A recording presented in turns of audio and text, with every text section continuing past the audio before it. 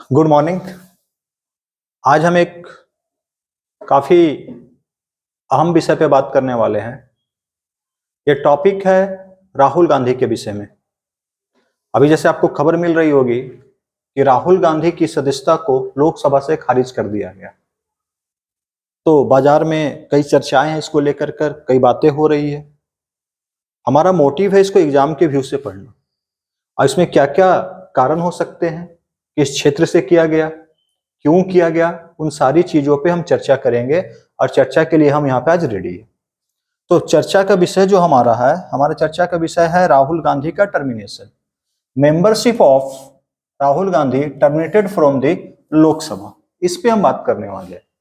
राहुल गांधी की मेंबरशिप को लोकसभा से क्या किया गया, टर्मिनेट कर दिया गया। इसमें हम पहला चीज देखेंगे कि आखिर राहुल गांधी की सदस्यता को कहां, किस क्षेत्र से टर्मिनेट किया गया, वो कहां के सांसद थे।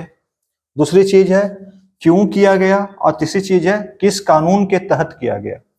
ये तीन सवाल बहुत जरूरी है आपके लिए, क्योंकि ये पॉलिटी सेक्शन जो है आपका भारतीय राजनीतिक व्यवस्था, वहां पे ये सीधा सीधा आपको जुड़ेगा। तो हम बात करते हैं, सबसे पहले हम देखेंगे राहुल गांधी जो सांसद थे, तो राहुल गांधी सांसद थे, एक प्लेस है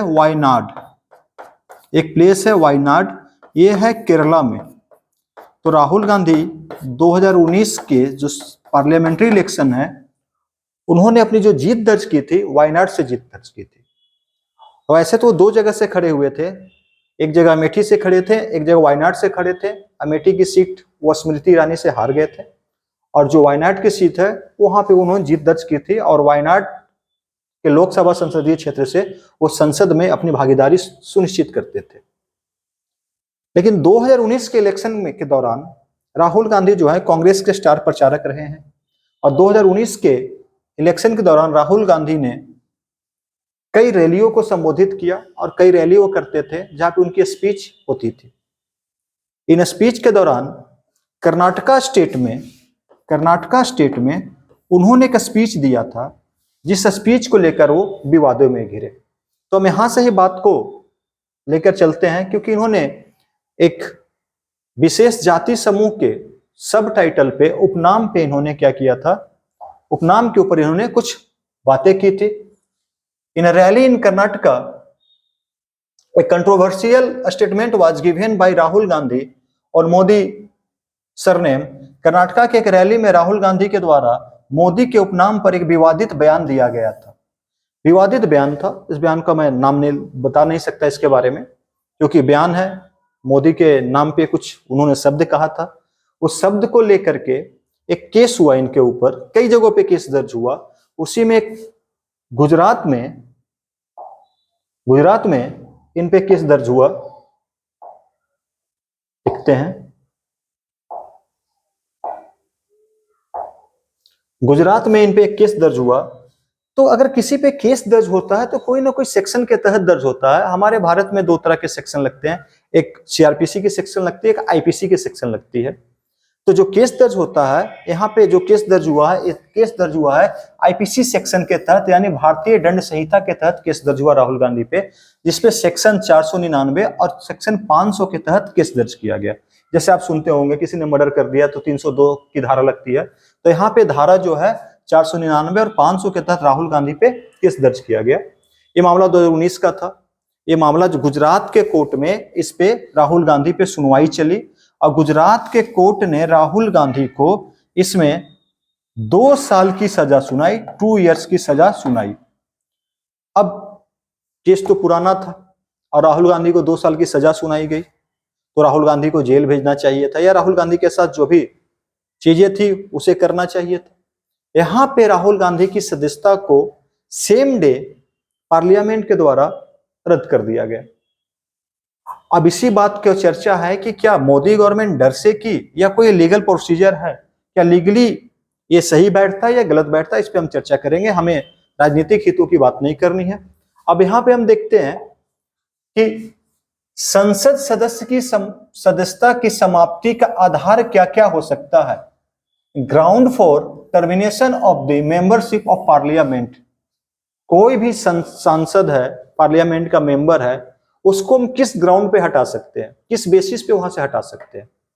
जैसे राहुल गांधी को हटाया गया, टर्मिनेट कर दिया गया, तो हम यहाँ पे 3 बेसिस पे बात करेंगे। एक पहला बेसिस है कि जो हमारा आर्टिकल है 102(1) ये बोलता है कि पार्लियामेंट में किसी भी मेंबर की सदस्यता को हम समाप्त कर सकते हैं यदि वो लाभ के पद पर हो, ऑफिस ऑफ प्रॉफिट हो। दूसरा उसी में बताता है कि कोई अगर मेडिकली रूप से, मेंटली रूप से वो सही नहीं हो, पागल हो या उस कंडीशन में हो और कोई सर्टिफाइड डॉक्टर ने लिख कर दे दिया कि उस व्यक्ति के मेंटली जो हेल्थ है वो नॉर्मल नहीं है, उसको हम आर्टिकल 102 के तहत पार्लियामेंट से निलंबित कर सकते हैं। इसी तहत अगर वो दिवालिया हो, बैंक करप्ट हो, उसने गबन किया हो, धोखा किया हो, गवर्नमेंट का पैसा लेकर डुबा दिया हो बैंक से, तो उसको हम क्या कर सकते हैं, वहां से टर्मिनेट कर सकते हैं। या अब्सेंस ऑफ वैलिड सिटीजनशिप, यदि वो व्यक्ति वैध नागरिकता उसके पास नहीं हो, भारत का नागरिकता उसने गलत ढंग से अर्जित कर उसने क्या किया हो, चुनाव लड़ा हो, चुनाव में जीत गया हो, इस आधार पर हम आर्टिकल 102 के तहत हटा सकते हैं। यदि कोई राज्य का जो विधानसभा है उसके किसी पर्सन को हटाना है तो उसके लिए हम आर्टिकल 191 का इस्तेमाल करते हैं और पार्लियामेंट के लिए हम क्या करते हैं, 1021 का इस्तेमाल करते हैं। इसको ध्यान रखिएगा। दूसरा बात हम करते हैं द बेसिस ऑफ डिफेक्शन, इसको बोलते हैं दल बदल के आधार पर। अगर कोई व्यक्ति किसी विशेष पार्टी से चुनाव जीत कर जाती है और दल बदल के नियम को प्रभावित करते हुए वो दूसरे दल में शामिल हो जाती है, तो उसको पार्टी द्वारा पार्लियामेंट में लिखित देने के बाद उस व्यक्ति की सदस्यता को रद्द किया जा सकता है।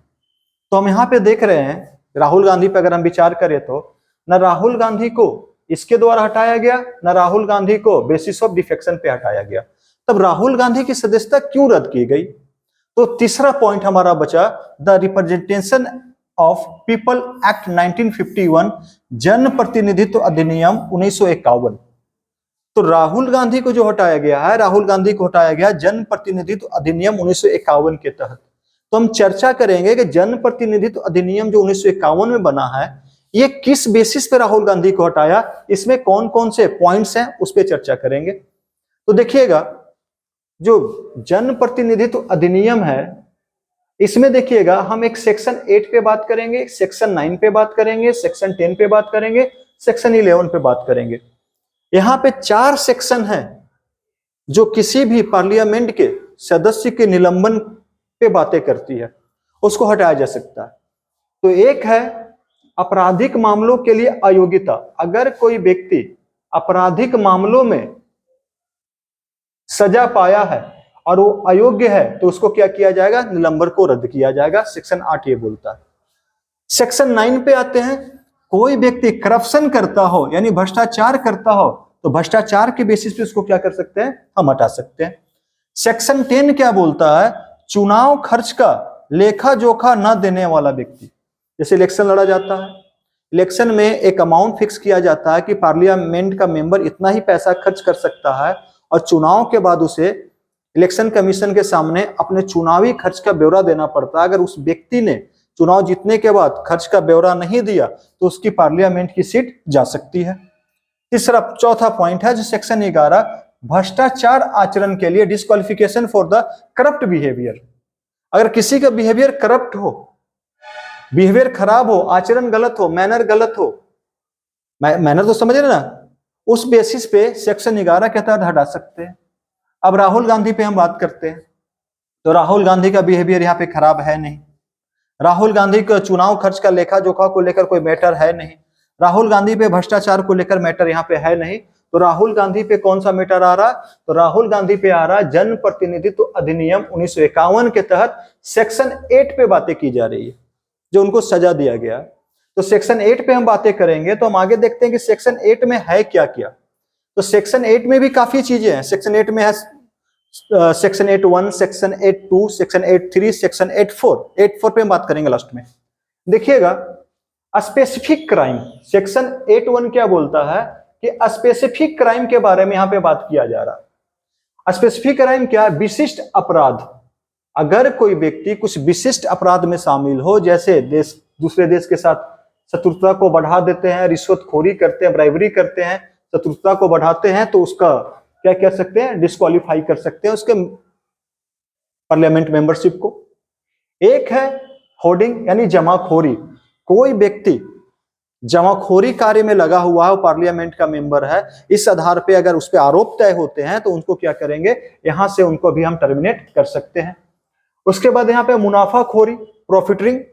अगर कोई प्रॉफिटरिंग में लगा हुआ, मुनाफाखोरी में लगा हुआ है, उसको भी अगर उस पर आरोप साबित होते हैं तो उसको भी क्या किया जाएगा, यहां से टर्मिनेट किया जा सकता है। एक है, सिंपल सा बात करते हैं, भोजन एवं दवाओं में मिलावट करने वाला कोई व्यक्ति, मेडिकल सिस्टम में दवा में कुछ मिलावट करके वो व्यक्ति मार्केट में उतार रहा है, भोजन में मिलावट कर रहा है, ऐसे व्यक्ति अगर पार्लियामेंट का मेंबर हो, जिस आधार पर अगर उस पर आरोप साबित होता है तो उसको भी क्या कर सकते हैं, सेक्शन 2 के तहत हटा सकते हैं।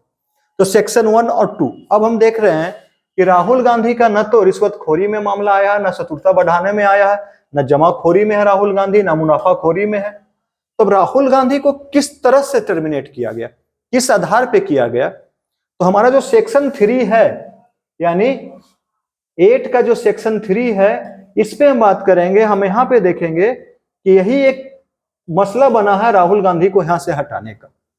तो देखते हैं, पनिशमेंट फॉर 2 और मोर ईयर्स। यदि किसी को 2 या 2 से अधिक साल के लिए सजा होती है तो उसकी संसद की सदस्यता क्या होगी, चली जाएगी। अब गुजरात सेशन कोर्ट ने, आपने देखा कि गुजरात कोर्ट ने राहुल गांधी को मैक्सिमम सजा सुनाई है।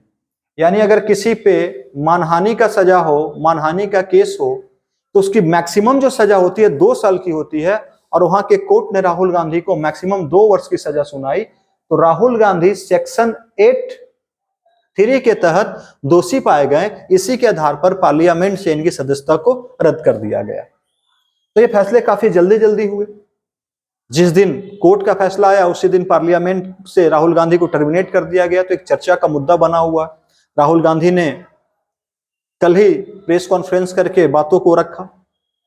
तो आगे हम देखते हैं कि अब राहुल गांधी के पास ऑप्शन क्या है, राहुल गांधी इसमें कर क्या सकते हैं। तो यहाँ पर राहुल गांधी के पास ऑप्शन ये बचा हुआ है कि राहुल गांधी के पास विकल्प है कि stay of sentence by court of appeal. Rahul Gandhi क्या करे, कोर्ट में अपील करके इस पे स्टे ले ले। तो राहुल गांधी इसमें क्या कर सकते हैं, 2 जगह जा सकते हैं। एक जा सकते हैं वो सूरत सेशन कोर्ट, सूरत का जो सेशन कोर्ट है वहां अपील कर सकते हैं। और उसके बाद कहां जा सकते हैं, सूरत के हाई कोर्ट में, यानी गुजरात के हाई कोर्ट में जा सकते हैं। सूरत का मामला था तो सूरत सेशन कोर्ट, और उसके बाद है। अगर राहुल गांधी ये मामला में वहां पे जाते हैं, उम्मीद किया जा रहा है इसमें राहत मिल जाएगी, मामला इतना बड़ा नहीं है, मिल जाएगा। और यहाँ पे बातें लिखी गई है साफ साफ, सीआरपीसी की बात करेंगे, वहां पे साफ साफ लिखा गया है कि अगर कोई व्यक्ति सीआरपीसी 389 के तहत उन पे ये चीज चलाया गया, अदालत में अपील लंबित रहने तक या सजा निलंबित कर सकता है।